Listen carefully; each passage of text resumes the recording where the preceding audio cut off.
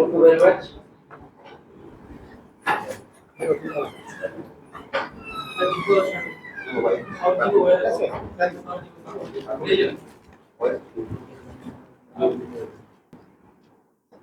सबसे पहले मैं दया और करुणा तथा शांति के प्रतीक भगवान बुद्ध को नमन करता हूँ और भारतीय संविधान के मुख्य शिल्पकार, आधुनिक और रिपब्लिक भारत के निर्माता बोधिसत्व बाबा साहब डॉक्टर भीमराव अम्बेडकर के चरणों में नमन करते हुए आज के इस सभा के अध्यक्ष महोदय डीजीएम साहब राजेंद्र जी, इस सभा के मुख्य अतिथि, मुख्य आकर्षण बीएसएनएल के सबसे बड़े एसोसिएशन के सबसे बड़े जनरल सेक्रेटरी भाई एमएस अर्जुन जी, सभा में उपस्थित हमारे सेवा सीएचक्यू के ऑर्गेनाइजिंग सेक्रेटरी ईस्ट लक्ष्मण राव जी, एसएनए के AGS Niranjan Sahu ji, circle secretary Jagdish ji SNA, circle president SNA, circle president Sethi ji सेवा BSNL, circle president circle secretary P Majhi ji और कटक के हमारे सेवा के district secretary Nayak ji, district secretary SNA और इस सभा में उपस्थित सभी हमारे भाइयों और बहनों, इसमें हमारे सीनियर साथी चौधरी जी नजर में आए, हमारे सीनियर साथी ये तो रिटायर और बीआरएस ले लिए, लेकिन इतना प्यार है इनका कि हमेशा ये ऐसे नजर आते हैं कि अभी सर्विस में ही है। अभी 2 दिन पहले मैं दिल्ली में मिला था, आज यहाँ मुलाकात हो रही है। सबसे पहले मैं आप सभी का हार्दिक धन्यवाद देना चाहता हूँ, आप सभी को बधाई देना चाहता हूँ। जैसा कि मंच का संचालन कर रहे हमारे भाई साहब ने इतना बढ़िया कटक के बारे में बताया, बहुत अच्छा मन संचालन कर रहे हैं और किसी से पूछने की जरूरत नहीं है, कटक के बारे में सारा चीज पता चल गया। उनको भी मैं बहुत बधाई देता हूँ, धन्यवाद देता हूँ। और जैसा कि आप लोग अभी कह रहे थे कि एक बहुत ही अभी सर्कल सेक्रेटरी से ये कह रहे थे कि जैसा हम लोगों ने सोचा था उससे भी बढ़िया यहाँ पे गैदरिंग और इस तरह से मीटिंग हो रही है, तो ये अपने आप में एक संकेत है, ये अपने आप में एक संकेत है कि क्या होने वाला है, 14 तारीख को क्या होने वाला है। ये बहुत खुशी की बात है। देखिए मैं यहाँ आया हूँ, आप सबको पता है कि पिछले 20-25 दिनों से बिना एक दिन भी आराम किए हुए और लगातार हम पूरे इंडिया के अंदर जा रहे हैं। एक दिन भी ऐसा ना हुआ हो, आवाज नहीं आई, अभी तक कोई ऐसा दिन नहीं हुआ है कि हम पूरी रात घर में रहे। दिल्ली वापस गए, लेकिन 1 घंटे 2 घंटे 3 घंटे बस बैग कपड़े चेंज करने के लिए, और उसके बाद हम चलते रहे। और ये सिलसिला अगले 10 तारीख तक चलने वाला है। 10 तारीख बाद ही हम रुकेंगे। साथियों, आज सेवा एसएनए के साथ यहाँ पे खड़ी है। सेवा का एसएनए के साथ आना ही अपने आप में एक बहुत बड़ा संदेश है, बहुत बड़ा संदेश है। और किसी को संदेह नहीं रहना चाहिए कि अब बीएसएनएल के अंदर 3rd एमबी का क्या रिजल्ट होने वाला है। सेवा सीएचक्यू ने जो हमारा प्रोसेस है डिसीजन लेने का, सर्कल लेवल पदाधिकारियों से बात करने के बाद, सीडब्ल्यूसी में अपनी राय रखने के बाद और सारी सच्चाइयों से उनको वाकिफ कराने के बाद, ये 4 जुलाई को ही जब हमने मीटिंग किया था तो हमारा डिसीजन हो गया था एक तरह से। लेकिन हमारा जो बायरो में जो व्यवस्था है, हम सेंट्रल जो हमारी बॉडी है, गवर्निंग बॉडी, उसका डिसीजन है। तो पिछले 7 अगस्त को हमने डिक्लेयर किया। इसके पहले 28-29 जुलाई को हम लोगों ने स्पेशली चीज की गवर्निंग बॉडी का मीटिंग बुलाया है स्कूल में। वहां पे हमारे ऑर्गेनाइज सेक्रेटरी लक्ष्मण जी, आप इस तरह से यहाँ पे यहाँ पे गए थे, गए थे, ये भी लक्ष्मण राव भी वहां पे गए थे मैसूर में, और हम लोगों ने वहां पे डिसीजन लिया और 7 तारीख को डिक्लेयर कर दिया। 7 तारीख को डिक्लेयर जब किया तो 8 तारीख को ही अगोटा के बहुत सारे लोग हमारे पास आ गए, सेंट्रल बॉडी के लोग बहुत सारे लोग आ गए। और ऐसा लग रहा, ऐसा शायद उनको लगा, वो कहते हैं ना कि पैर के नीचे से जमीन खिसक गई, तो शायद उनको कोई घटना होती है तो यकीन नहीं होता, अच्छा ऐसा हो गया क्या। तो मुझे लगा कि शायद उनको ऐसा ही लगा होगा, झटका सा, और आए और कहने लगे कि सर सुना आपने डिक्लेयर कर दिया अपना डिसीजन एसएनए के फेवर में। हमने डिक्लेयर कर दिया। तो सभी लोगों ने हाथ जोड़ के, सभी सेंट्रल जो बड़े बड़े जो नेता है ना, बहुत उद्यम मचाए हुए हैं, तो सभी लोग थे, कह रहे हैं कि सर आप एक बार फिर से आप थोड़ा सा रिव्यू करिए, देख लीजिए, आपसे मेरी रिक्वेस्ट। हमने बोला भाई ये कोई हमारा व्यक्तिगत डिसीजन नहीं है, ये पूरा सेवा का है, और सेवा कोई एक व्यक्ति का नहीं है, सेवा कोई एक एडी राम का नहीं है, सेवा हर सेवा का मेंबर है उसका सेवा है। ये हमारा सोसाइटी का डिसीजन है, या कोई इंडिविजुअल व्यक्ति का डिसीजन नहीं होता, कभी भी नहीं। हमने उनको बोला कि जब आपको भी हमने समर्थन दिया था, उस समय भी हम दिल्ली के कनॉट प्लेस में ही मीटिंग बुलाकर के उसमें डिसीजन लिए थे और डिक्लेयर किए थे। तो अब इसमें डिसीजन रिव्यू करने का कोई सवाल तो नहीं है, कोई सवाल नहीं है। हमने उनको बोला कि कोई बात नहीं, 3 साल तो एंजॉय किए, मेजॉरिटी एसोसिएशन, सपोर्ट एसोसिएशन तो आप बनोगे ही, तो तीसरा तो है नहीं सामने, तो थोड़ा सा झेप गए वहीं पे, क्योंकि अब उनको ऐसा लगा कि मैं अब उनका जो मन में थोड़ी बात थी कि मेजॉरिटी बनूंगा, उस पे भी इस तरह से। तो फिर उन्होंने कहा कि हाँ सर सपोर्ट तो बनेंगे, लेकिन हम कोशिश करेंगे मेजॉरिटी के लिए। हम बोले भी कोशिश तो करनी चाहिए, हर किसी को कोशिश करो, कोशिश करने से आपको कोई रोक नहीं सकता। तो साथियों, ये मैं बता रहा हूँ कि अभी क्या जो लोग 3 साल से लोगों के विश्वासों के साथ उन्होंने जो खेला है, तो अभी कैसा एहसास उनको हो रहा होगा।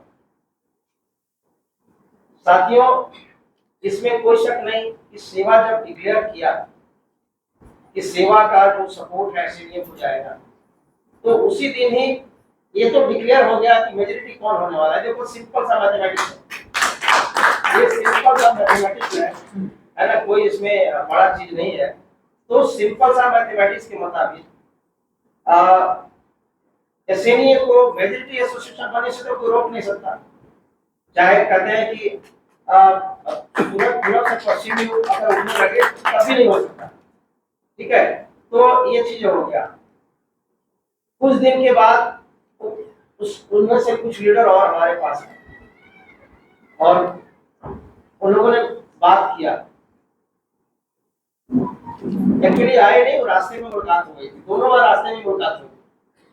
हम कॉर्पोरेट ऑफिस से आ रहे थे और वो और कहीं से आ रहे थे, बीच रास्ते में था।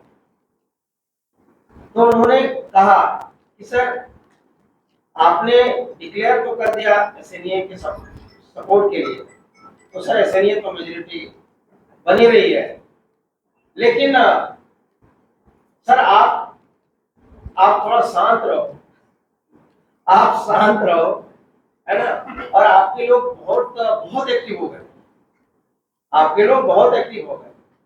तो मैं उनको बोला भाई देखो मेरा शांत रहने वाला कभी काम रहा नहीं, मैं शांत रहता नहीं हूँ। जैसे दिल से जैसे काम आपके लिए किया था, आपको आपके साथ भरोसा दिखाया था और आपके लिए काम किया था, आपको मेजोरिटी एसोसिएशन बनाया था। हमने उसी समय उनको बोला अरे उस समय भी आपकी 10,000 की मेंबरशिप थी, एसएनए की मेंबरशिप 14,000 की थी। वैसे अगर मेंबरशिप के हिसाब से देखा जाए तो मेजोरिटी का स्टेटस तो एसएनए को मिलनी चाहिए थी, वो डिजर्व वो करते थे। लेकिन आप मेजोरिटी एसोसिएशन बने, उसका एकमात्र कारण था कि सेवा आपके साथ आ गई। जो हमारे 6-7 हजार हमारे वोट थे और उसमें से जितने भी मिले उसके कारण आप मेजोरिटी एसोसिएशन बने। लेकिन आप उस समय भी आपका नंबर गेम के हिसाब से उस समय भी मेजोरिटी एसोसिएशन के आपको मिलने वाला नहीं था। तो भाई जैसे मैं आपको सपोर्ट किया, सारे लोगों से अपील किया, अगर मैं इस समय नहीं करूंगा तो ये नाइंसाफी होगा।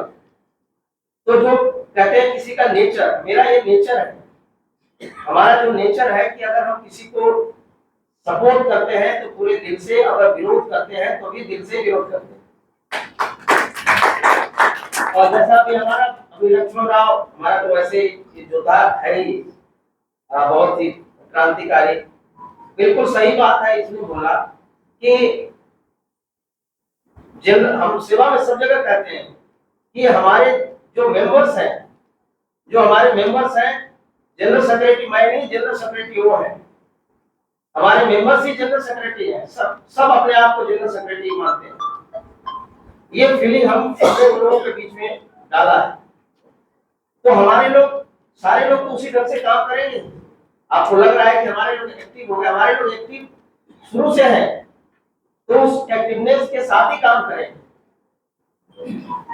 तो मैं उनको फर्दर क्लेरिफाई किया और आज भी मैं यहाँ आप लोगों को कहना चाह रहा हूँ कि मैं सब जगह इसलिए जा रहा हूँ। मैं आराम से अगर मैं बैठता, हमारे लोग कहीं कुछ नहीं जाते, आपकी मीटिंग में नहीं भी आते, लेकिन फिर भी जो सेवा का जो गाइडलाइंस है, जो सीएचयू का, हमारे लोग उसको इम्प्रॉपर फॉलो करते हैं। आप सबको पता है तो उसको एक समझिए कि एक पवित्र आदेश समझ के या एक वहां से जो भी है डायरेक्शन समझ के उसको फॉलो करते हैं। हम सब सेवा के सभी लोगों को बहुत ही हार्दिक धन्यवाद देना चाहता हूँ, कितना रेस्पेक्ट करते हैं सेवा सीएचयू के डिसीजन को।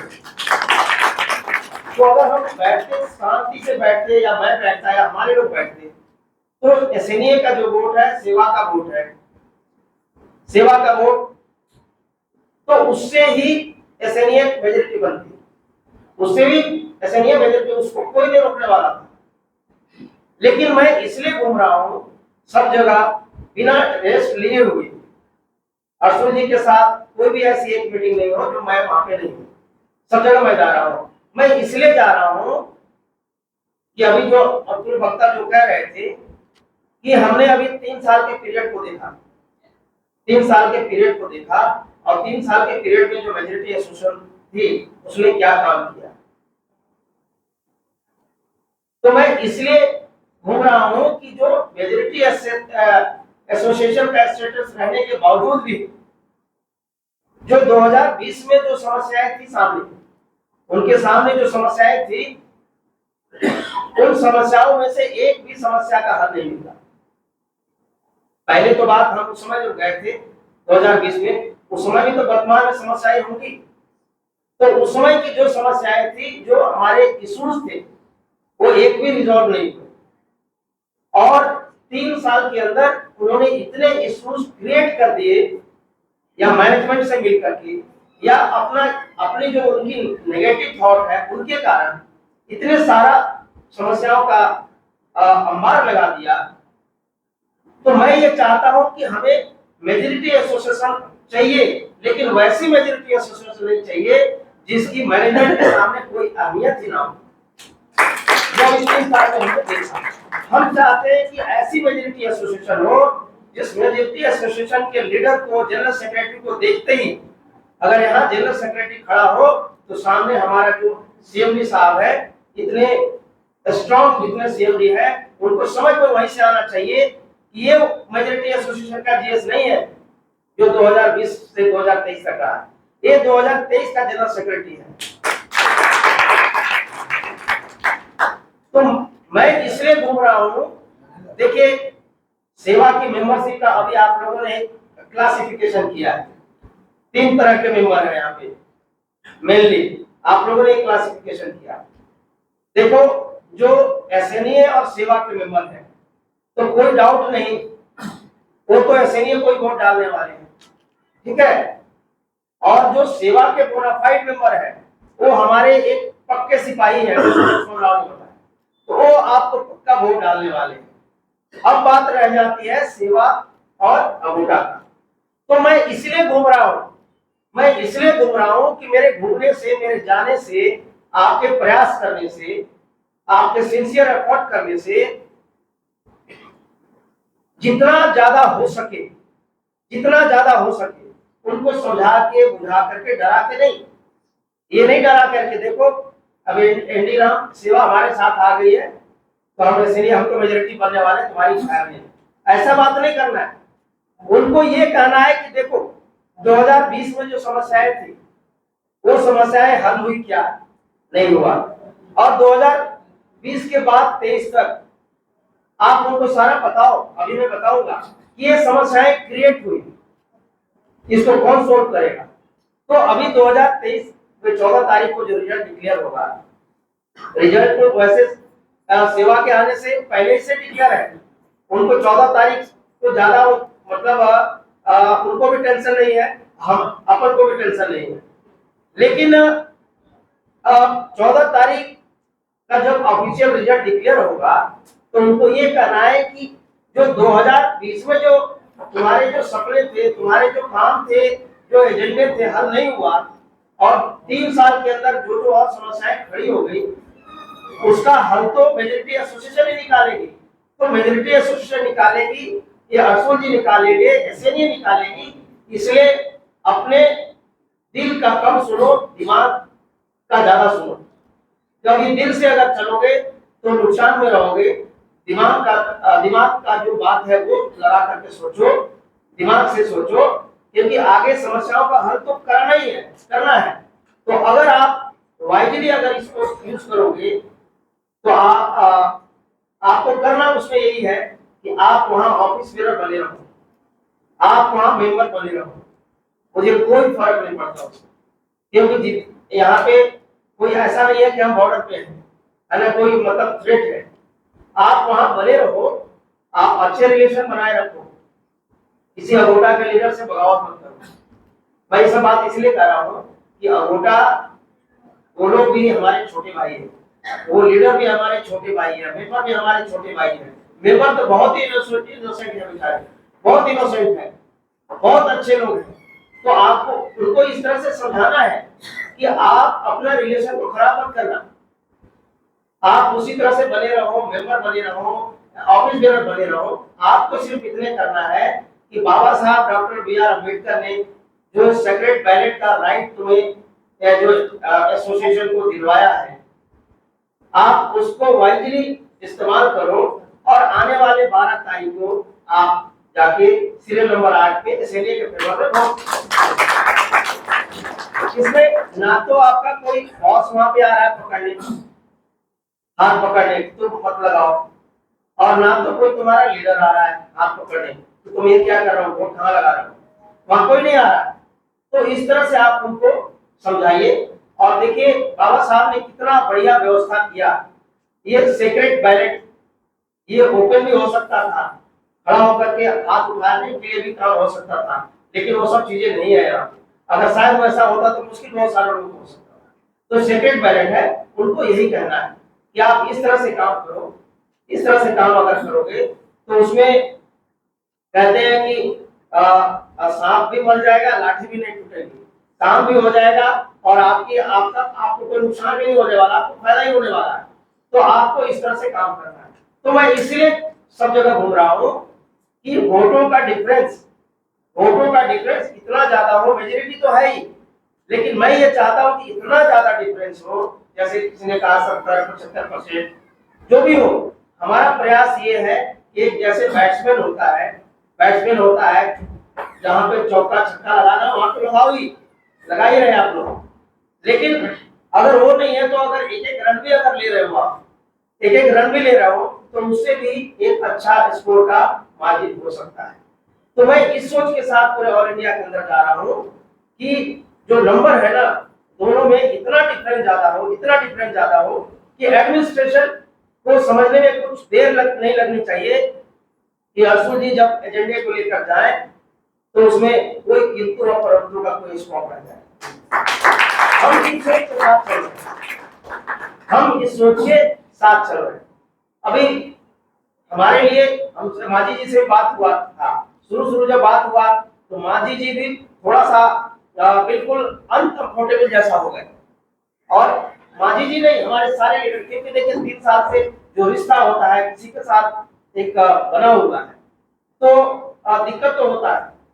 तो हमें दूसरे लोगों ने सवाल नहीं, हमारे अपने लोगों ने ही सवाल हमसे किया, सारे लोगों ने सवाल किया और सब लोगों के सवालों का जवाब हमने दिया, पूरी तरह से सबको समझाया। पहले सेवा के लोगों को CWC जब किया तो 72 लोग उसमें आए थे ऑनलाइन मीटिंग में, 72 के 72 लोगों का इतना बड़ा कभी हमारा CWC नहीं हुआ, 6-7 घंटे चला ऑनलाइन, और सारे के सवालों का जवाब हमने दिया, सबको समझाया कि क्या सिचुएशन है, 2020 में क्या सिचुएशन थी और 3 साल के अंदर क्या सिचुएशन क्रिएट हुआ है, और आगे अगर फ्यूचर को देख रहे हो तो क्या हमें सोचना चाहिए।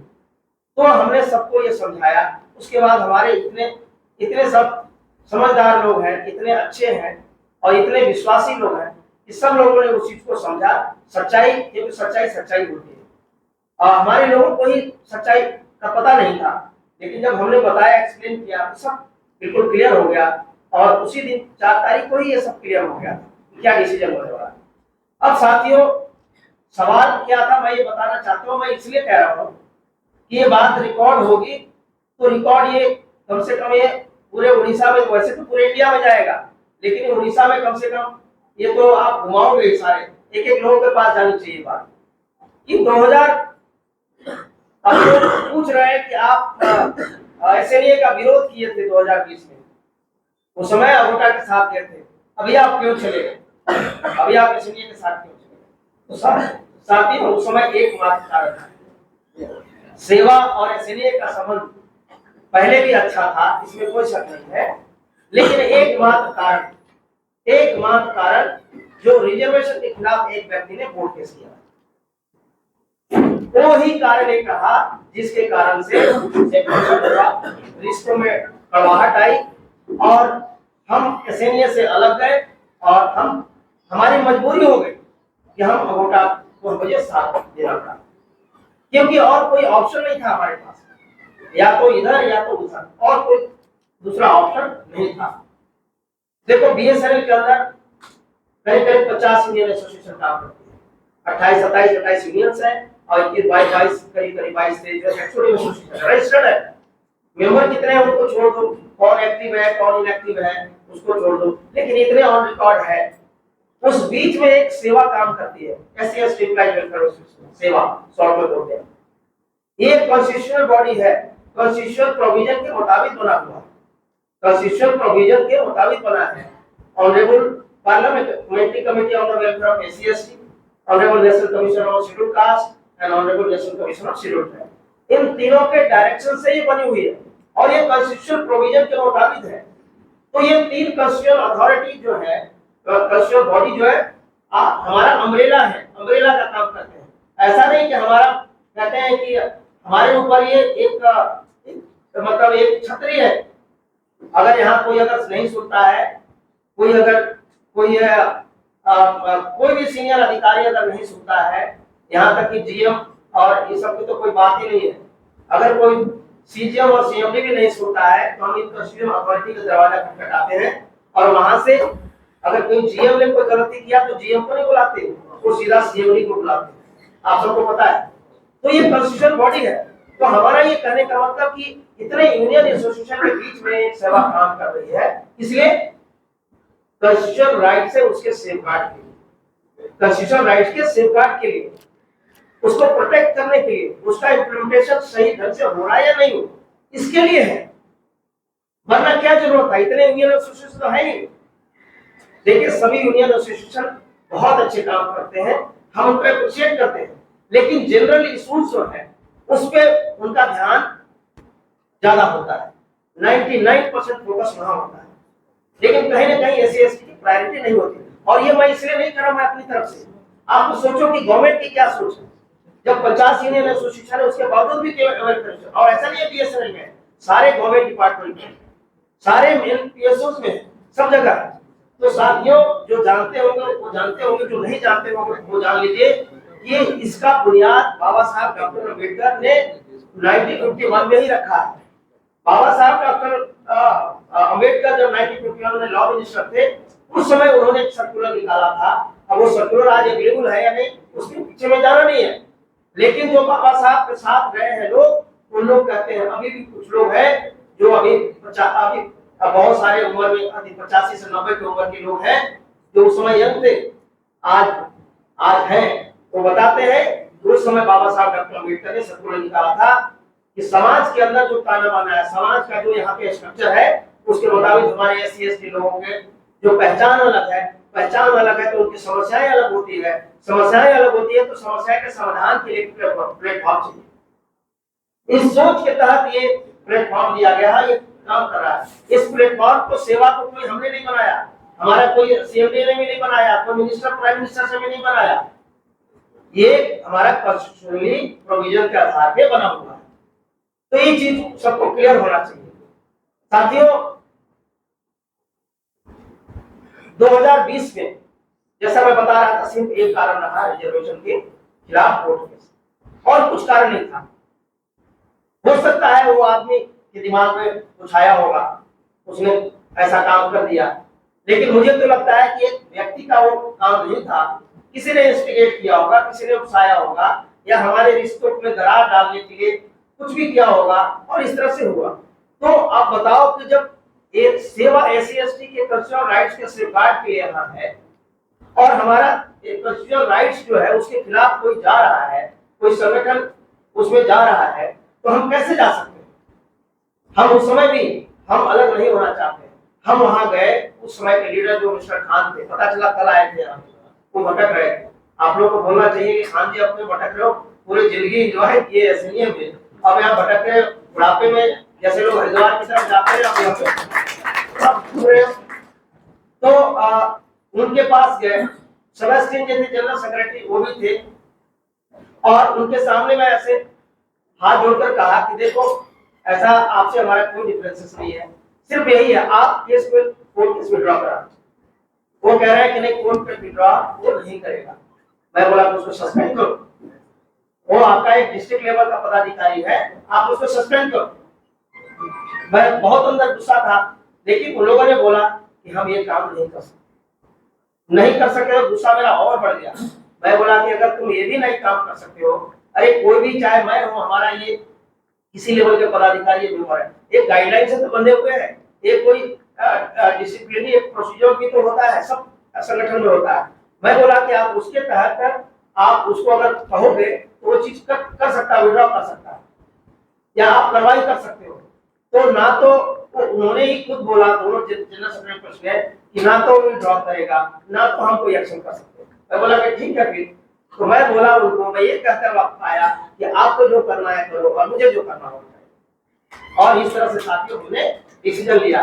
तो इसमें कोई खुशी की बात नहीं है, ताली बजाने की बात नहीं है इसमें कि मैंने वैसा काम किया, लेकिन समय ने मुझे बाध्य किया कि अगर मैं उनके साथ जाऊंगा तो हमारे लोग क्या कहेंगे, भाई हमारे से क्या कहेंगे, हमारे राइट। तो साथियों अब क्या हुआ, देखो ये मेन कारण, और उसके बाद अगर ये कारण नहीं होता तो और भी बहुत सारे कारण थे, लेकिन वो कारण पे ज्यादा ध्यान नहीं था, क्योंकि ये तो होता है। जैसे अब थर्ड पीआरसी 2017 में ड्यू, 2020 तक कुछ हुआ क्या? कुछ भी नहीं हुआ। 2020 तक कोई एफर्ट नहीं हुआ। अभी साथी कह रहे थे, अभी हाँ निरंजन ही बोल रहे थे, अभी कुछ नहीं हुआ 3 साल के अंदर किसी तरह का। तो ये वो था प्रमोशन, सभी लोगों का मतलब सभी लोग चाह रहे थे कि भाई प्रमोशन अभी भी बहुत सारे हैं, पोस्ट प्रमोशन होना चाहिए। तो प्रमोशन के लिए सबसे बड़ा बीएसएनएल बनने के बाद, या मैं तो कहूंगा डीओटी के समय का सबसे बड़ा एचआर रिफॉर्म 2020 में हुआ, फरवरी में हुआ, रिस्ट्रक्चरिंग।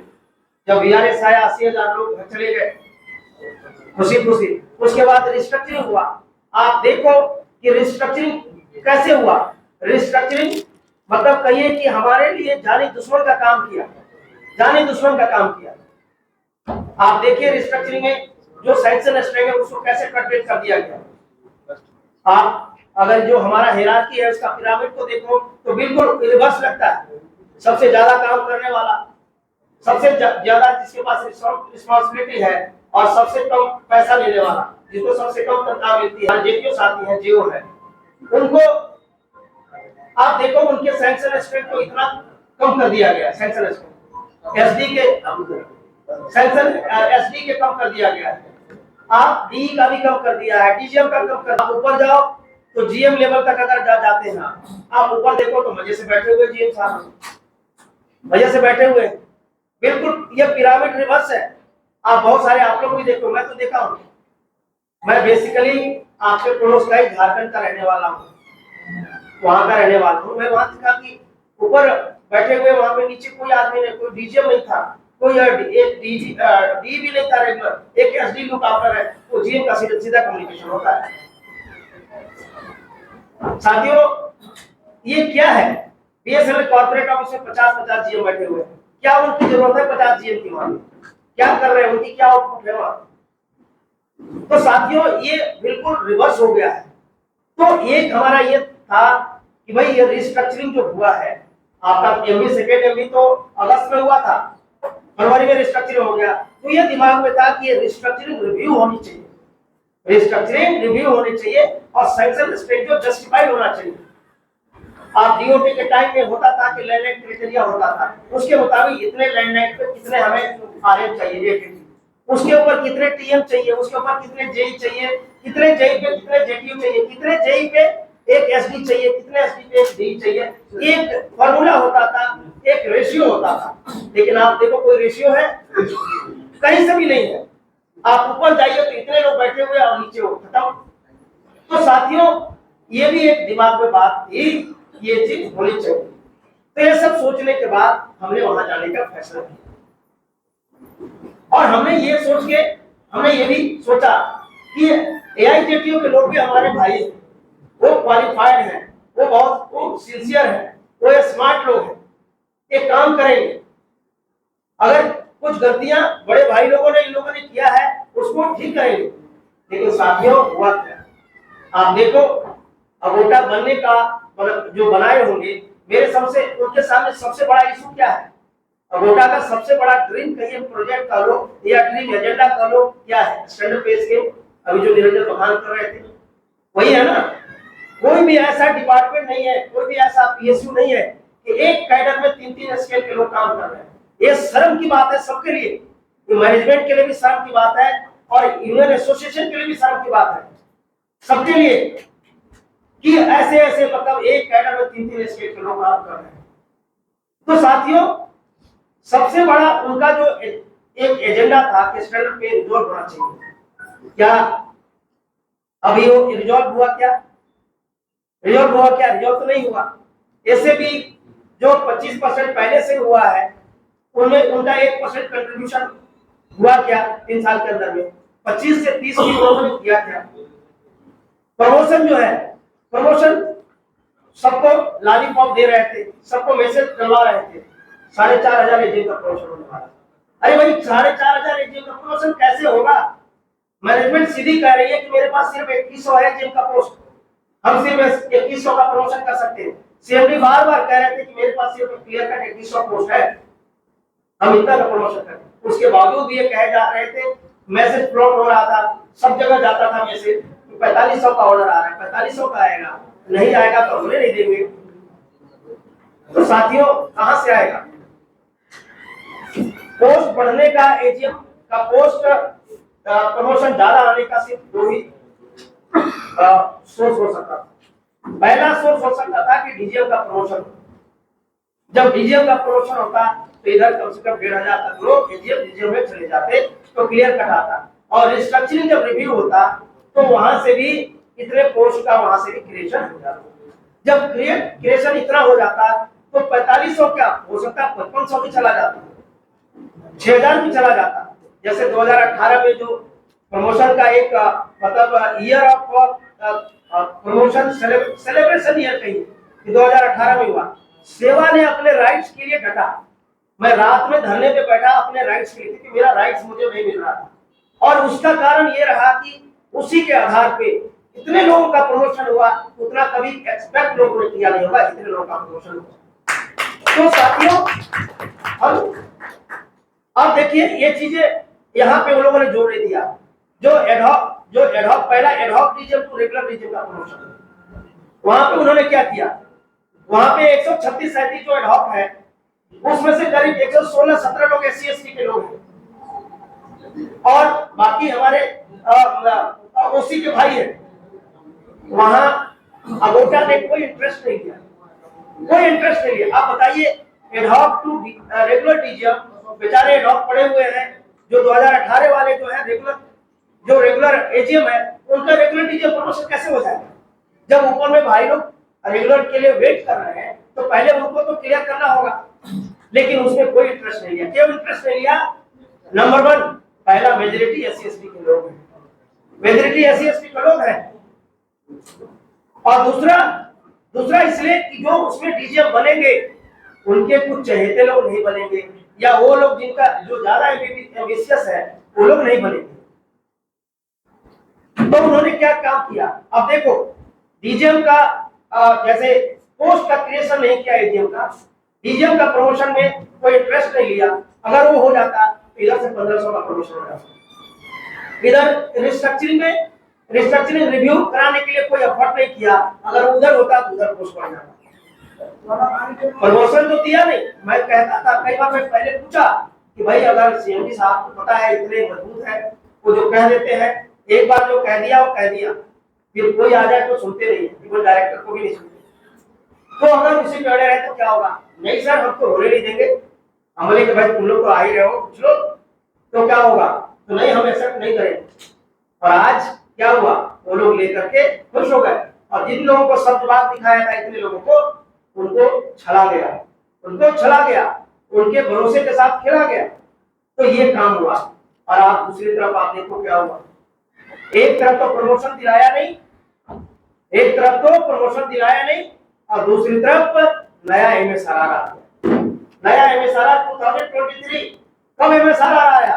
एमएसआरआर आया 31 दिसंबर 2022 के आधी रात को 9:30 बजे रात को, जब जो 2018 में जो एजीएम लोग बने थे रेगुलर, वो 1 जनवरी को एलिजिबल हो रहे थे रेगुलर प्रमोशन के लिए। सिर्फ 2.5 घंटे पहले उस, मैं तो कहता हूँ काली रात को, 31 दिसंबर की काली रात को, और सैटरडे के दिन जो ऑफिशियली कॉर्पोरेट ऑफिस का हॉलिडे होता है, उस सैटरडे को इसका नोटिफिकेशन होगा एमएसआरआर का। और उसमें क्या है एमएसआरआर में कि आप अभी तो आप JPO to SD, JO to AO में आप एडीसी एग्जाम देते हो, आपको एसडी अगर बन गए तो कोई गारंटी नहीं कि एजीएम कब बनोगे, क्योंकि पहले 100% होता था प्रमोशन सीनियरिटी का फिटनेस से, लेकिन अब 67% ही होगा। उसके मतलब 33% वैकेंसी है वो एलआईसी में चली जाएगी। साथियों मेरी 2 चिंता है। पहली बात ये, जो हमारे जो ओसी में भी, जनरल में भी जो भाई लोग हैं, जिनका उसमें मेरिट में या लिस्ट में, सीनियरिटी लिस्ट में अगर नाम नीचे है, तो आप यकीन मानो कि वो अभी आगे प्रमोशन होने वाला, उसमें नाम नहीं आने वाला है। नेक्स्ट में ऊपर में हो सकते हैं, लेकिन उसमें नहीं आने वाला। जैसे मैं कहूँ बात कि अगर 1000 का प्रमोशन हो रहा है तो उसमें 670 लोगों का ही प्रमोशन सीनियरिटी से होने वाला है। 330 जो वैकेंसी रह गई वो आपको एलआईसी में जाएगी। तो जो 670 के बाद चाहे ओसी में हो, एससी एसटी में हो, वो सारी वैकेंसी चली जाएगी एलआईसी में। मेरी चिंता दूसरी ये है कि भाई वर्चुअल प्रोफेशनल रिजर्वेशन, हमारे मेजॉरिटी जो मैक्सिमम लोग एससी एसटी के लोग वो बॉटम रहते हैं, सीनियरिटी लिस्ट जब रहते हैं कि हमारा ऊपर पोस्ट खाली होता है, ऊपर पोस्ट खाली होता है तो डीपीसी के गाइडलाइन के मुताबिक नीचे से जूनियर को भी लिया जाता है। तो जूनियर जब है वो प्रमोशन तो हो जाता है, लेकिन वो बाकी लोग सीनियर है उनके बाद भी नंबर आता है उनका, तो बॉटम में होते हैं। तो आप मान के चलो majority of the SC ST people will be deprived by this by the introduction of this SRR 23। तो हमारी चिंता ये है साथियों, एक और इसमें है एसडी टू एजीएम में नहीं, एजीएम टू डीजीएम में भी है, ये बात अलग है। उसके आगे और भी है, साइकोमेट्रिक टेस्ट है और फलाना इंटरव्यू और सब कुछ मतलब होता होगा। साथियों एजीएम टू डीजीएम में है, भारत सरकार के अंदर कोई भी ऐसा मतलब डिपार्टमेंट नहीं है जहां की मतलब group A to group A में कॉम्पिटिटिव एग्जाम होता है, कहीं भी नहीं होता। मैं डीओपीटी गया, वहां से घूम फिर कर आया, मैनेजमेंट को बताया कि देखो आप एसडी टू एजीएम तक तो कॉम्पिटिटिव एग्जाम का एक तरह हम मान भी ले रहे हैं, वैसे हम इसको रोल बैक करने के लिए पड़े हुए हैं और ये एजेंडा है सीनियर का भी, सेवा का, ये में सारा रोल बैक होना चाहिए। हमारा बहुत फॉर्म मतलब हमारा कहना है ये रोल बैक होना चाहिए। इसके कारण भी मैं बताऊंगा आपको। ग्रुप ए एजीएम होता है बीएसएल का, ग्रुप ए तक तो हमारा रिजर्वेशन है, तो रिजर्वेशन के मुताबिक रोस्टर है, रोस्टर के मुताबिक 15 7.5 तो हमारे आ जाते, चलो मोर और लेस कहीं कम ज्यादा हो सकता है, लेकिन यहाँ तो रिप्रेजेंटेटिव इंश्योर होता है। लेकिन group A to group A वहां तो रिजर्वेशन नहीं होता, रिजर्वेशन रोस्टर तो लोएस्ट का ग्रुप ए यानी एजीएम में बनता है, एजीएम टू डीजीएम में रिजर्वेशन नहीं होता। अगर नहीं होता तो आप रिप्रेजेंटेशन कैसे इंश्योर करेंगे? मैं मैनेजमेंट से भी एक पूछता हूं, किसका गवर्नमेंट ही पूछती है, ये हमारी कंस्टिट्यूशनल अथॉरिटी पूछती है कि भाई कैसे इंश्योर करोगे आप एससी एसटी का रिप्रेजेंटेशन को डीजीएम करें? तो गोल जवाब देते हैं, वो गोल जवाब देते हैं।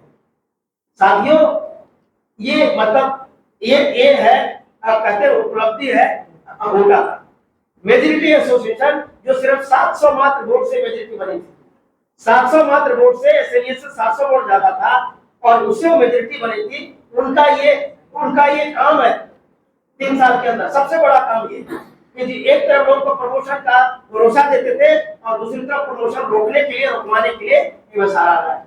एक दिन वो लोग आए थे मेरे ऑफिस में, पूरा टीम आया था सीएचओ का, हमने बहस किया और हमने बोला कि don't forget that this is the creation of a quota money.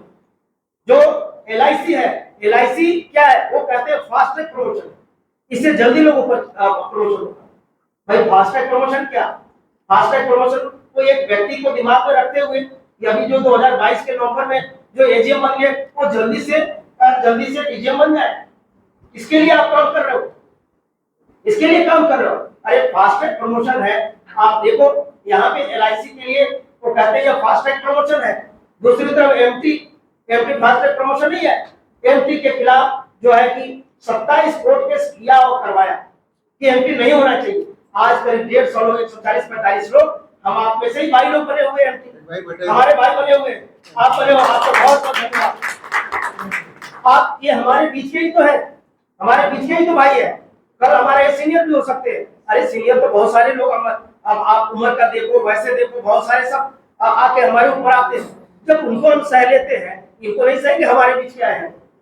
तो ये फास्ट ट्रैक प्रमोशन नहीं है, इनको रोकने के लिए वो लोगों ने एड़ी चोटी का जोर लगाया, कोर्ट में बैठे रहे साथियों। लेकिन मैं धन्यवाद देना चाहता हूँ वर्षी जी का, एसएनए के जनरल सेक्रेटरी का, इन्होंने इस समस्या को समझा और हम लोगों ने दोनों मिलकर काम किया और इन्होंने एक पिवोटल रोल इनका है कि अगर आज एमटी का प्रमोशन हुआ तो उसमें वाइटल रोल एसएनए का है और सेवा उसमें साथ थी।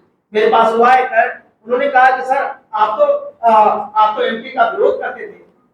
मैं उनको बोला कि मैं एमटी का विरोध ऐसे नहीं करता था, मैं इनिशियली एमटी का विरोध किया, पहली बात कि बाहर से एमटी होनी नहीं चाहिए, एक्सटर्नल एमटी का हमने विरोध किया था कि एमटी एक्सटर्नल होनी नहीं चाहिए। हमारे बीच में एक से एक लोग हैं, मुझे बहुत गर्व है, मुझे फख्र है कि सेवा के अंदर आज हमारे 7 मेंबर हैं तो पीएचडी है, इंजीनियरिंग के पीएचडी हैं 7 लोग जो कि हमारे सेवा के मेंबर है, बोनाफाइड मेंबर है। एमटेक तो पता नहीं कितने लोग हैं, इतने सारे क्वालिफाइड लोग हैं, हर एसोसिएशन में सीनियर के लोग होंगे, सब जगह इतने क्वालिफाइड लोग हैं, तो बाहर से एमटी लाने का क्या जरूरत है? नंबर 1 हमारा विरोध करने का था कि नहीं होना चाहिए। दूसरा हमारा ये था, मेरा ये था कि भाई कॉम्पिटिटिव एग्जाम ही नहीं होने चाहिए बीएसएनएल के अंदर। मेरा बेसिक मतलब कंसेप्ट मेरा ये है कि कॉम्पिटिटिव एग्जाम नहीं होना चाहिए। आज देखो हर जगह आपके मेरिट को परखा जा रहा है, आपके मेरिट का टेस्ट किया जा रहा है हर जगह, आपके इंटेलिजेंसी को टेस्ट किया जा रहा है हर जगह। आप जेटीओ में एसडी में भी ऑल इंडिया कॉम्पिटिटिव एग्जाम देके जेटीओ जेओ बने, आप एसडी बनना है एओ बनना है तो कॉम्पिटिटिव एग्जाम दो, जल्दी बनना है तो आप आगे अब यहाँ पे एलआईसी आ गया डी में, उसको एग्जाम दो, डीजीएम बनना है वहां पे एग्जाम दो। तो सब जगह आपको टेस्ट किया जा रहा है। इतना ही नहीं, आपका जो फाइनेंशियल अपग्रेडेशन है वहां भी आपका टेस्ट होता है। अगर 2 साल अपग्रेडेशन हो गया, 2 साल के अंदर अगर नहीं किया अपग्रेडेशन, करना नहीं है, पास भी होता है। अभी 1 महीना पहले मैं भी अपग्रेडेशन दे करके आया हूँ, अपग्रेडेशन का एग्जाम है ना। तो अब साथियों आपको अपग्रेडेशन के लिए भी एग्जाम देना है।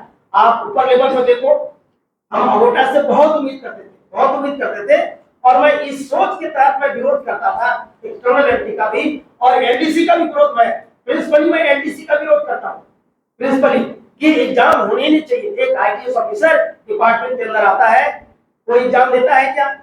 एक भी एग्जाम दिए बिना, एक भी एग्जाम नहीं देता। और वो जो रेगुलर प्रमोशन है और नॉन फंक्शनल जो उनका पोस्ट जो होता है, नॉन जैसे आप सीनियर जीएम पीजीएम ये सब पोस्ट जो होता है वो सारे को एंजॉय करता है और सीजीएम क्या उससे ऊपर भी जाता है। क्या ये चीज यहाँ नहीं हो सकता? क्या यहाँ नहीं हो सकता क्या? अगर सारे एक मिल करके एसोसिएशन अगर चले, अगर एक सोच के साथ चले, ये नहीं हो सकता क्या? एक जेटीओ जो आता है तो जेटीओ को उसको टाइम पे प्रमोशन मिले और वो भी जितना हो सके। अगर सीजीएम ना बने तो जीएम लेवल तो जाए, हो सकता नहीं हो सकता। तो हम अपग्रेडेशन के लिए भी हमें एग्जाम करने का तब कदम कदम पर हमारा इंटेलिजेंसी को, हमारे मेरिट को पढ़ा जाए। और आप जो है मेजॉरिटी एसोसिएशन बन करके और मैनेजमेंट का साथ दे रहे हो।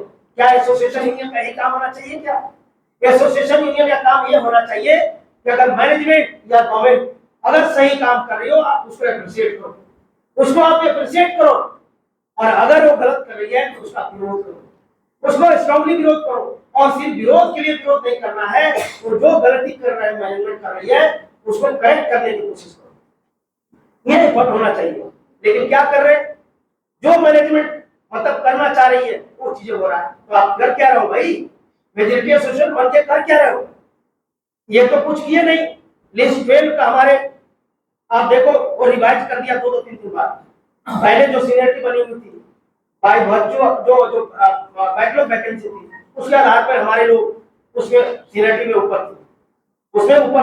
अगर वो बना, अगर तुम्हें दम था, अगर तो आपको उसको बना के रखना चाहिए था, क्योंकि वैकेंसी के मुताबिक वो चीजें सीनियरिटी बनी। आप उसको जो है रिवाइज करा करके आप उसमें डेट ऑफ ज्वाइनिंग का आधार लगा। डेट ऑफ ज्वाइनिंग ऐसा नहीं है कोई पार्टिकुलर उनके लिए कोई कोर्ट का ऐसा ऑर्डर नहीं करना ही है। अगर बहुत सारे अभी पेट्रोल में रिवाइज नहीं हुआ है, अगर वो चाहते सही माने में तो कर सकते थे। लेकिन मैं तो कहता तो वहां भी उन्होंने एंटी एससी का माइंडसेट को दिखाया, क्योंकि जो वैकेंसी के आधार पे जो एससी एसटी के लोगों को वैकेंसी के आधार पर ऊपर रखा गया था वो सारे करीब 1500-1600 नीचे आ गए। तो ये काम एक उपलब्धि है उनका। और क्या है? Mass transfer. जब हमारा बीएसएन हम लोग सभी सैलरी के लिए मोहताज हो रहे थे, 2 महीना सैलरी नहीं मिला था, तो हमें अपने औकात पता चल रहा था कि हम क्या है। सैलरी के सिवा का किसी को सोच नहीं है। 2 महीने के अंदर उनको सारा गाली याद आ गया कि 2 महीने में कैसे मतलब झेला है। मैं झेला हूं, मुझे पता है। तो साथियों जब उस समय हम स्ट्रगल कर रहे थे, मैं धन्यवाद देना चाहता हूं कि हमारे सिंह साहब को इन्होंने एक काम ऐसा किया है कि हमेशा याद किए जाएंगे। जब बीएसएनएल बिल्कुल अंधेरे में अंधेरे की तरफ जा रहा था, तो इतने सशक्त गवर्नमेंट से और इतना बड़ा पैकेज लेकर करीब 2 लाख करोड़ का 2 फेज में लेकर आए और हमारे लिए रास्ता साफ किया। आज हम लोग के टाइम में सैलरी मिल रही है, सारे प्रोजेक्ट का जो इम्प्लीमेंटेशन हो रहा है सही ढंग से एग्जीक्यूशन हो रहा है प्रोजेक्ट का, चाहे प्रोजेक्ट सेचुरेशन हो या जो भी प्रोजेक्ट हो, सब काम हो रहा है। तो मैं उनको धन्यवाद देना चाहता हूँ। लेकिन साथियों जब सीएमडी साहब फर्स्ट पैकेज लेकर आए थे तो पता है अगोटा का स्टेट क्या था? अगोटा का स्टेट था, सीएमडी साहब ने सारे यूनियन एसोसिएशन को बुलाया कि आप आइए 9th फ्लोर पे कॉन्फ्रेंस हॉल में हम कुछ अपने बात यहाँ पे रखना चाहते हैं कि गवर्नमेंट क्या सोचती है बीएसएनएल के बारे में। हम तो बिल्कुल नाउम्मीद थे कि गवर्नमेंट हमें थोड़ी पैसा देगी, लेकिन गवर्नमेंट दिया पैसा तो उनका विचार सुनने के उस समय उनका स्टैंड था कि हमें सीएमडी का विरोध करना चाहिए। अरे भाई, सीएमडी ने गलत काम क्या कर दिया? सीएमडी तो आपको बीएसएनएल के बचाने के लिए, आपको सैलरी टाइप में देने के लिए, आपका प्रोजेक्ट को कंप्लीट कराने के लिए पैसा लेकर आया है, तो सीएमडी की क्या गलती है? उसका विरोध करने के लिए आपको माइंडसेट क्यों बनाया?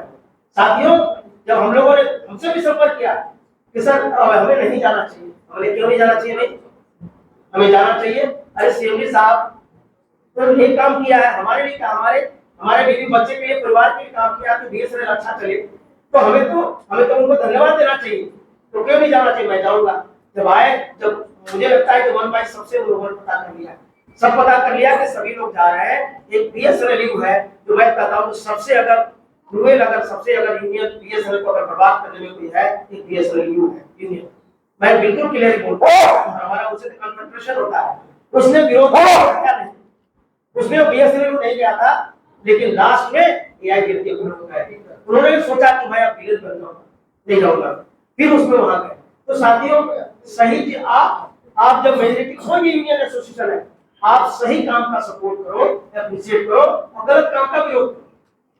तो इस तरह से काम किया। और ऊपर क्या काम किया? वोटा मास ट्रांसफर। मैं ये बात इसलिए कह रहा हूँ कि एक तरफ तो हमारे सीएमडी पैसे के लिए जो हम मोहताज थे, गवर्नमेंट से एक तरह से ये भीख मांग रहे हैं, हम भीख मांग रहे हैं, और दूसरी तरफ ट्रांसफर पोस्टिंग के नाम पे, मास ट्रांसफर, कल्चर चेंज के नाम पे करीब 30 से 40 करोड़ रुपया का वाहियात खर्चा कराया गया। आज एक आदमी को ले से दिल्ली लाया जा रहा है, दूसरे को दिल्ली से ले भेजा जा रहा है। जो आदमी वहां कंफर्टेबल था, एक आदमी जो ब्रोकन कंडीशन के मुताबिक काम कर रहा था, लेकिन उसके बावजूद भी इधर का उधर, ईस्ट का वेस्ट का ईस्ट, नॉर्थ का साउथ का नॉर्थ। ऐसा लग रहा है कि बीएसएनएल के अंदर कोई बम फेंक दिया हो और लोग भाग रहे हैं। बीएसएनएल के एग्जीक्यूटिव एसडीडी भाग रहे हैं स्टाफ में। हजारों लोगों का प्रमोशन मतलब ये ट्रांसफर हो गया। अगर मेजोरिटी एसोसिएशन अपने दिमाग से अगर काम किया होता, विवेक से काम किया होता, मैनेजमेंट का कहना है कि हमें जरूरत है, डेफिसिट है। अरे भाई, डेफिसिट है या सरप्लस है, क्या ये हम जिम्मेवार है उसके लिए? हम लोग जिम्मेवार है उसके लिए, मैनेजमेंट जिम्मेवार है उसके लिए। कोई सर्कल डेफिसिट क्यों हुआ, कोई सर्कल सरप्लस क्यों हुआ, मैनेजमेंट को देखना चाहिए था कि कौन सर्कल हमारा कहां रिक्वायरमेंट है, वहां देखना चाहिए था, उनको बैलेंस करना चाहिए था, उन्होंने नहीं किया। तो अभी ये करना चाहिए था, अगर आपको सही मायने में जरूरत था तो आइडेंटिफाई करना चाहिए था कि कौन डेफिसिट सर्कल है, कौन सरप्लस सर्कल है, और उसमें भी आइडेंटिफाई करना चाहिए कि कौन लोग सरप्लस में है, कौन लोग लोअर एसटीबीएससी सही, वो गलत नहीं है प्रोसेस, वही सही। आप उसमें देखना चाहिए कि डेफिसिट सर्कल में कितने आदमी की जरूरत है, उतने लोगों को आइडेंटिफाई करना चाहिए सरप्लस से जो लोअर स्टेट के आधार पे, और उनको ऑप्शन देना चाहिए कि ए बी सी डी यही आपके लिए ऑप्शन है, आपको इसमें जाना है। इससे क्या होता कि सरप्लस से लोग डेफिसिट में चले जाते और बैलेंस हो जाता, 1 रुपया भी खर्च नहीं होता। क्या मेजोरिटी एसोसिएशन काम नहीं कर सकती थी? तो ये बदले की भावना से चल रहे, ये परेशान करने की भावना से चल रहे। लेकिन साथियों, अब देखिए, ये तो कहते हैं कि गड्ढा जो खोदता है आदमी, वो जो सोच के खोदता है, अब कभी-कभी उसमें भी अब खुद कभी गिर जाता है। और अब स्थिति बताइए, जो लोअर स्टेट वाले सारे चल गए, अब तो उनकी बारी आ जाएगी, उनके बाद में भाई जो लोगों की बारी आएगी, नहीं बारी आएगी, तो उस गड्ढे में उनको जाना है, अब उनका करेक्शन करवाएंगे। तो बहुत सारी चीजें हैं। समय बहुत कम है, बस मैं 2-3 मिनट में अपनी बात खत्म करूंगा। साथियों, मैं एक बार फिर कह रहा हूँ, अगोटा के लोगों पे मुझे बहुत भरोसा था। मुझे था कि ये नए लड़के हैं, नए लोग हैं, यंग है, इंटेलिजेंट है, स्मार्ट है, लेकिन मुझे लगता है कि 2 फैक्टर है इसमें। पहला, इन्होंने इंटेलिजेंट तो थे, लेकिन ओवर इंटेलिजेंसी भी थे। ये लोग एजुकेटेड तो थे या हैं, लेकिन ओवर एजुकेटेड अपने आप को शो किया। ये स्मार्ट है, लेकिन अपने आप को वहां पे अपनी ओवर स्मार्टनेस को उन्होंने मैनेजमेंट के सामने शो किया। कहने का मतलब कि इनमें अनुभव का अभाव है, इनमें अनुभव नहीं है, कैसे डील करना चाहिए, सिचुएशन को कैसे डील करना चाहिए, इतना रोबस्ट मैनेजमेंट है तो उनके साथ कैसे पेश आना चाहिए। तो ये सब रही होगी। और दूसरा ये रहा होगा कि जो मार्जिन है, वोटों का मार्जिन है बहुत कम है, सिर्फ 700 का है, 700 का है। अगर उसमें मान लो कि 300-350 अगर ऐसे ज्यादा ले आती तो हो सकता है 2-4-10 वोटों से ऐसे नहीं होती, तो मुझे ऐसा लगता है कि ऐसा हो रहा होगा उनके साथ कि जब वो जाते हैं तो मैनेजमेंट कहती होगी कि आप मेजॉरिटी एसोसिएशन हो, but don't forget that for as the membership is concerned still a senior having the board membership. दूसरी बात ये होगा कि अर्जुन जी जब जाते हैं, ये कहते भी है कि अर्जुन जी जब जाते हैं तो अर्जुन जी की बातें तो अच्छी होती है क्योंकि इनके पास वो एक्सपीरियंस है, इनके पास नॉलेज है, इनके पास विजन है। मैं अप्रिशिएट करता हूँ और आपको मैं बधाई देता हूँ कि बीएसएनएल डीओटी के इतिहास में शेषागिरी जी राव के बाद, जीएस के बाद अगर कोई जीएस अगर आया है एग्जीक्यूटिव का तो एमएस इनके पास अगर ये जाते हैं तो ये कहते हैं आप बात तो सही कर रहे हो अर्जुन जी, लेकिन don't forget you are support association, I have to take concurrence of the majority association. तो अब वहां मेजॉरिटी एसोसिएशन का विजन की बात आ जाती है और क्लैश करता है और चीजें नहीं। इम्यूनिटी का इशू है जो क्रिएशन हुआ, इम्यूनिटी का इशू भी उनके ही क्रिएट किया हुआ है। वो सेवा की एक्टिविटी को स्टॉप करना चाहते थे और इस तरह से किया गया। लेकिन मैं धन्यवाद देना चाहता हूं अर्जुन जी को कि उन्होंने मेरा पूरा साथ दिया। हमने बोला आप 20 नंबर का लगा रहे हो लिमिटेशन, 20 क्यों भाई, हमारा तो मैक्सिमम हमारा 22.5% रिजर्वेशन होता है, हमारा पूरा रिप्रेजेंटेशन 20% है एवरेज। अगर 20 अगर कर रहे हो नंबर एमएलटी के लिए तो मुझे 20 का 20% चाहिए और मैं इस पे लड़ा।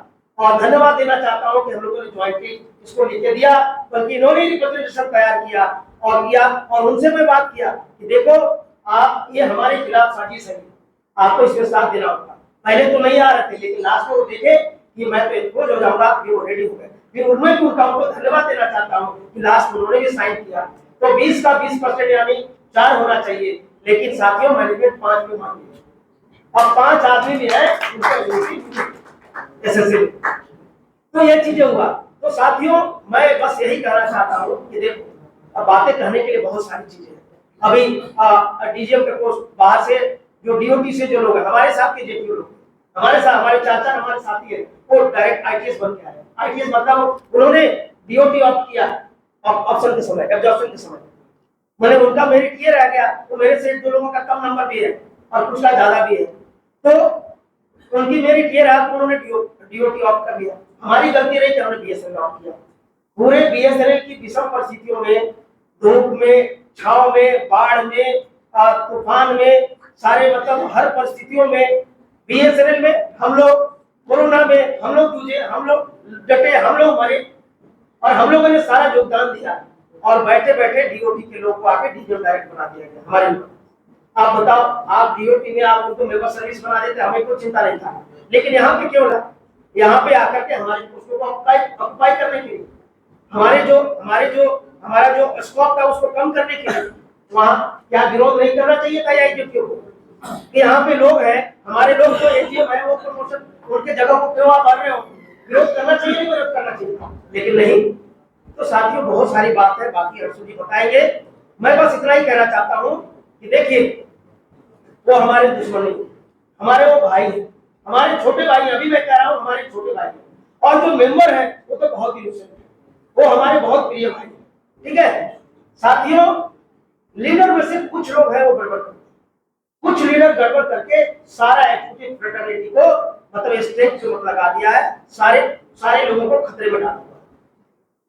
तो अभी क्या है कि एक तरफ सामने इतना सशक्त मैं कहता हूं कि मैनेजमेंट है, हमने मेजॉरिटी एसोसिएशन बना करके और उनके काम को हमने देख लिया, कुछ भी नहीं हो रहा।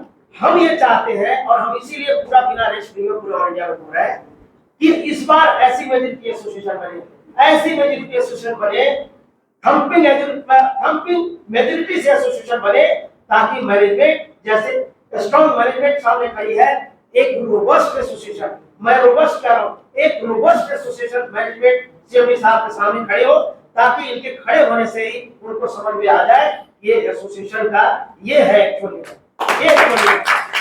और मैं इसलिए मैं इतना दिन रात लगा करके काम कर रहा हूं कि आप बहुत खुशनसीब है कि आपको ऐसा जनरल सेक्रेटरी मिला है जिनमें वो सारी काबिलियत है, सारे मेरिट है और आपको आज लीड कर रहे हैं। मुझे पूरा भरोसा है क्योंकि इनको भी एक टर्म है, मेरा भी एक टर्म है। मैंने सोचा कि एआईजेडओ को हमने एक अपॉर्चुनिटी दिया, एआईजेडीओ अपने छोटे भाई को हमने एक अपॉर्चुनिटी दिया था कि मेरे पास वोटिंग राइट है, बाबा साहब डॉक्टर अम्बेडकर ने हमें वोटिंग राइट दिया, वोटिंग राइट दिया है। उस राइट के आधार पे हमने उनको मौका दिया था, अपॉर्चुनिटी दिया था प्रूव करने का कि आप काम करो। अगर वो सही काम किए होते तो शायद आज मैं अरसुल जी के बगल में नहीं बैठता। लेकिन उन्होंने ऐसा काम किया है, ऐसा काम किया है कि जैसे 2020 में हमारी मजबूरी थी कि उनको सपोर्ट करना, आज ये परिस्थिति का ये मतलब तकाजा है, आज ये समय का डिमांड है, मांग है कि आज हमें अरसुल जी का साथ देना चाहिए। और मैं ये सोच के साथ दे रहा हूँ, इतने अच्छे व्यक्ति को अगर मैं मौका नहीं दूंगा, अपॉर्चुनिटी नहीं दूंगा, तो मुझे शायद पाप लगेगा। वैसे मैं पाप करने विश्वास नहीं करता, पाप करने मैं विश्वास नहीं करता, लेकिन मैं फिर भी सोचता हूँ कि ऐसे व्यक्ति को एक अपॉर्चुनिटी देना चाहिए। और जितनी सारी समस्याओं उसका समाधान के लिए 2020 में कहते हैं कि हमारा जैसा बॉडी है, एक बॉडी का कोई एक पार्ट, हाथ का हो, पैर का हो, समझो कुछ इन्फेक्शन हो गया, मैं डॉक्टर के पास गया और कि भाई अच्छा दवा देना, अच्छा दवा ठीक होगा। लेकिन हुआ क्या, मैं एक अबोटा के रूप में मैं सोचा कि एक डॉक्टर के पास जा रहा हूँ, लेकिन हुआ कि अब जो था एक दो जो इन्फेक्शन वो ठीक तो हुआ नहीं, और पता नहीं और भी बहुत सारी जगह बहुत सारे और इन्फेक्शन हो गए, बहुत सारे इन्फेक्शन हो गए साथियों। तो ये हुआ, तो मैं इनको कहता हूं, आज जो आपके सामने खड़े, वैसे बेसिकली ये तो बेसिकली इंजीनियर है, वैसे लॉयर भी है, एडवोकेट भी है, लेकिन साथियों मैं इनको कहता हूं ये डॉक्टर है, ये डॉक्टर है, डॉक्टर अरसुल एमएस, डॉक्टर अरसुल MS means master of surgery. ये मास्टर ऑफ सर्जरी आपके 2020 में जितने भी इन्फेक्शन थे उसको भी ठीक करेंगे, और 3 साल के अंदर उन लोगों ने जो इन्फेक्शन फैलाया है उसको भी यही डॉक्टर जो ऑपरेट करने वाला है। मैं इसलिए आया हूं, इस तरह से आप लोग सारे मिल करके, आपको सिर्फ जो काम आपको पता है करने की जरूरत नहीं है। थर्ड पीआरसी, मैं इनको बार बार रिमाइंड करता हूँ, थर्ड पीआरसी, उसके लिए चाहे मुझे जो कुछ भी करना पड़े, थर्ड पीआरसी आना चाहिए। उसके लिए चाहे 800 मेंबर ऑफ पार्लियामेंट के पास जाना पड़े, जाएंगे, लेकिन आना चाहिए। ये भी अगर वो आ जाएगा तो मैक्सिमम समस्याओं का समाधान हो जाएगा, जेब में पैसे आएंगे, सब ठीक चलेगा। साथ में दूसरा, स्टैंडर्ड पे स्केल को पूरी सिंसियरिटी के साथ करके उसको ठीक कराना है। वैसे जब आ जाएगा थर्ड पीआरसी तो उससे वो भी रास्ता साफ कर देगा उसको। और प्रमोशन, जितने एलिजिबल लोग है प्रमोशन के लिए, उनका प्रमोशन होना चाहिए। कैसे, वही 2 जगह से वैकेंसी क्रिएट करा, रिस्ट्रक्चरिंग और रिव्यू, जो रिस्ट्रक्चरिंग का गाइडलाइन 2 साल के अंदर में रिव्यू होना चाहिए, उन्हें प्रोविजन है। उन्होंने एगोटा ने कभी नहीं सोचा, मैं रिमाइंड भी किया उनको, कभी उन्होंने सोचा वो रिव्यू होगा, पोस्ट बढ़ेगा, हर कैडर का पोस्ट बढ़ेगा, और डीजे का प्रमोशन, पहला टारगेट है डीजे का प्रमोशन। अगर वो होगा तो इमीडिएटली 1500 लोगों का एडी का प्रमोशन होगा, 1500 एसडी का, 1500 जेटीओ का, वो नीचे ग्रुप सी डी लेवल तक जाएगा। आप समझिए 8-9 हजार लोगों का प्रमोशन हो सकता है, इस तरह से हो सकता है साथियों। तो ये हमारा मेन जो एजेंडा है, और ये मैं चाहता हूं ये 3 साल के अंदर में, 3 साल इनके पास टाइम है, 3 साल को ऐसे मैनेजमेंट 4 साल कर दी है, इस बीच में ये सारी चीज हल होपफुल है, और हम पूरा सेवा होपफुल है कि हल हो जाना चाहिए।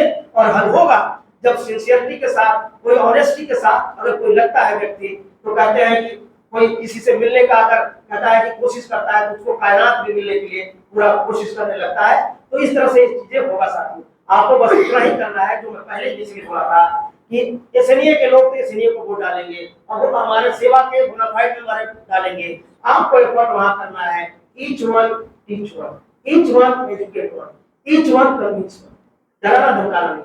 आपको उनको कन्विंस करना है कि साथियों आपका जो काम उस समय का जो नहीं हुआ, और जो काम मतलब जो समस्या क्रिएट हो गया है, सारी समस्याओं का समाधान कल मेजोरिटी एसएनए ही बनने जा रही है, आपका भी काम करेंगे। आप वहां मेंबर हो, ऑफिस बेरर हो, उससे मुझे कोई परहेज नहीं है, आपका भी काम हम करेंगे। बस वाइजली इस्तेमाल करो अपने वोटिंग राइट को।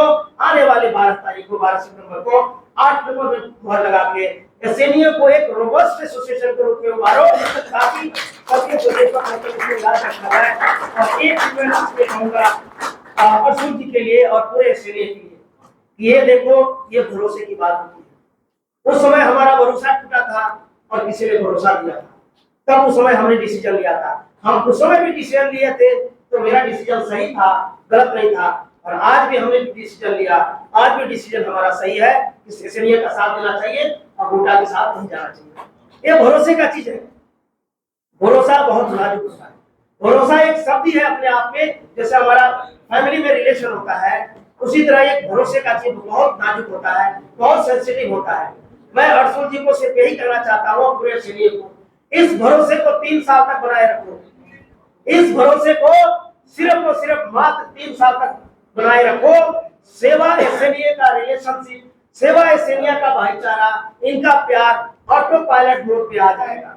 ऑटो पायलट में जो बताया, फिर आगे किसी के लिए कोई स्कोप नहीं रहेगा, किसी के लिए कोई स्कोप नहीं रहेगा। बस इसी सब शब्दों के साथ मैं आप सभी एसएनए के जो ऑर्गेनाइजर हैं उनको बहुत बहुत धन्यवाद देना चाहता हूँ। हमारे सेवा के साथी जो सभी और भी लोग आए, दूसरे डिस्ट्रिक्ट से भी है, यहाँ पे जो लोग हैं सबको बहुत बहुत धन्यवाद देना चाहता हूँ। तहे दिल से आपका मैं नमन करता हूँ, धन्यवाद देता हूँ कि आप लोग आज इस ऐतिहासिक मीटिंग में आप यहाँ पे आए हो। और इसी के साथ मैं अपनी वाणी को विराम देना चाहता हूँ। जय भीम, जय भारत।